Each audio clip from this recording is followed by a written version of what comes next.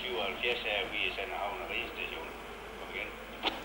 Helikopter 277. Vi har observeret en drivende fiskerbåd på en position cirka 5 sømil vest for Hvide. Kom. En drivende fiskebåd 5 sømil vest for Hvide. Det er vi klar over, vi slår alarm. Det er ikke båd. Helikopter 277. Vi står standby.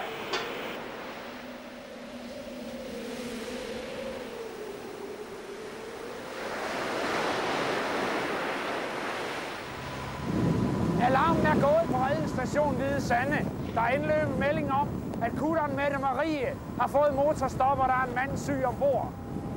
Redningsmændene har skyndt sig ned til redningsbåden, og nu stævner vi ud imod det frådende Vesterhav, hvor der nu er stiv kuling til storm.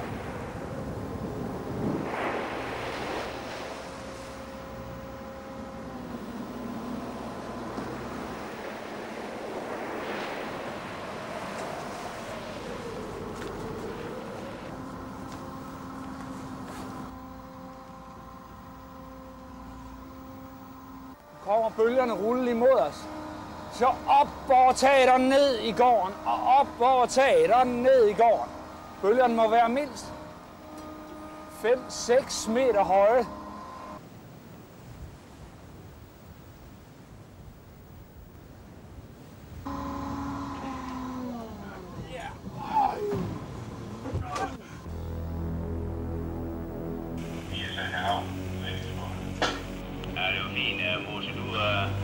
Du får din position, det var 5 sømil vest i vest. Og i Sande, der ligger en båd, der løber rundt. Du kan lige se i området efter en skiv. Er det en fremmedbåd, eller om der er folk ombord i den, altså? Ja, helikopter mener altså, det er en, der driver rundt. Den har du med i 17. Og det er jo med Marie. Så I må lige tage og se, hvor der har det nok vanskeligt her. Ja, så har jeg nogle problemer. Det er godt lige komme igen, når vi kommer udenfor. Det er lidt sødt for barn. Ja, men det er jo fint, Musa, og så får I bare kontakt med helikopter. Han ligger standby derude. Ja, det er fint. Det er klart.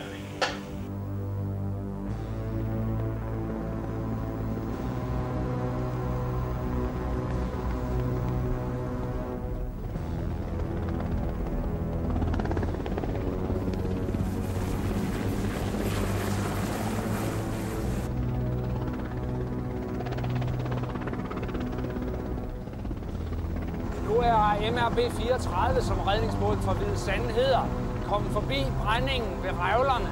Vi er ude, hvor vandet er lidt mere fladt. Med 5 mands besætninger er vi på vej ud for at lede efter fiskerkutter. Vi ved ikke, hvad der er sket. Besætningen kan være faldet over bord, de kan være blevet syge. Vi ved det ikke. Båden kan for den sags skyld være forsvundet, være forlist. Men nu skal den findes, og det er i sig selv et stort arbejde.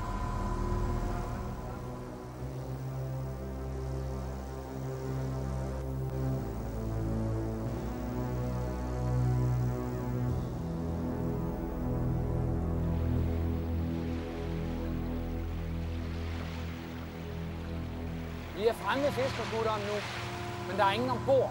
Og det første, vi skal gøre nu, er at prøve at finde fiskeren, som må være faldet over bord.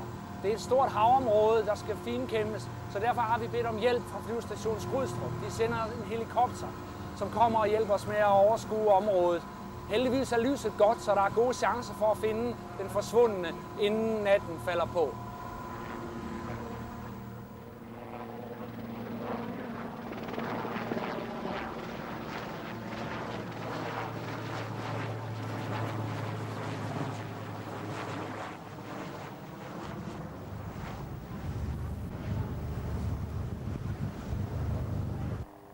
Helikopter 277 til redningsbåd, kom. Ja, helikopter 277 redningsbåd. Ja, helikopter 277. Vi har observeret en person cirka 20 grader til styrbord for dig. Han ligger en halv sømil derfra, men her er der for oprør til, at vi kan gå helt ned på vandet og tage ham. Vil I tage ham? Skipper. Ja, helikopter 277. 20 grader til styrbord. Vi går hen i bord her. Helikopter 277, han ser ud til at bevæge sig, så han er nok ikke taget fremrejsskab, men vi står standby her. Kom. Ja, helikopter Helikopter 277. Vi kan nu se den forulykkede fisker. Det ser ud til, at han har en overlevelsesdragt på, så der er gode chancer for, at han har klaret opholdet i det kolde vand. Jeg tror ikke nogensinde, man ville få nogen ud på Vesterhavet, når det rigtig raser. Medmindre de ved, at der er folk, som virkelig vil springe ned i en båd, og så fare ud og risikere deres eget liv for at redde dem, der er i nød ude på vandet. Nu kan jeg se redningsbåden nærmer sig her, og jeg håber snart at komme op på dækket. Hvis der nu havde været meget højere bølger, end der er nu, så ville den her situation have været meget vanskelig for redningsfolkene, fordi at de er nødt til at springe ud i bølgerne for at hente mig. Der er ikke nogen andre måder, de kan få mig ombord på.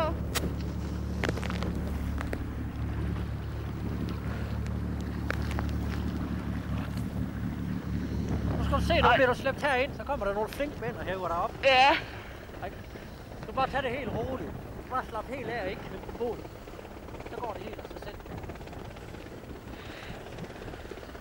Nu kan jeg jo tage det meget roligt, men hvis jeg havde været ude i 10 timer på en fiskekutter, og måske havde ligget og banket mod bølgerne, så er det måske ikke så nemt at tage det roligt. Der er det meget rart at have en redningsmand, der fortæller en.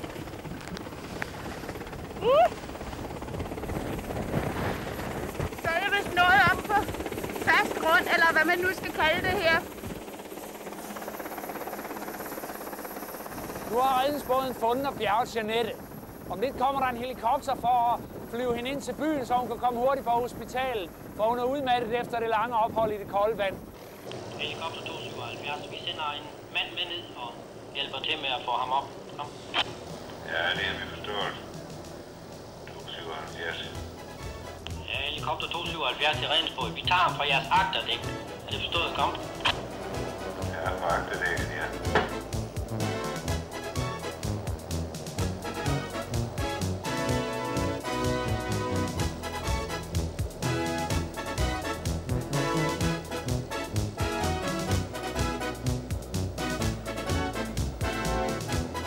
Helikopter 277. Vi har ham ombord nu, og vi flyver hen til og landsætter ham hen ved en ventende ambulance.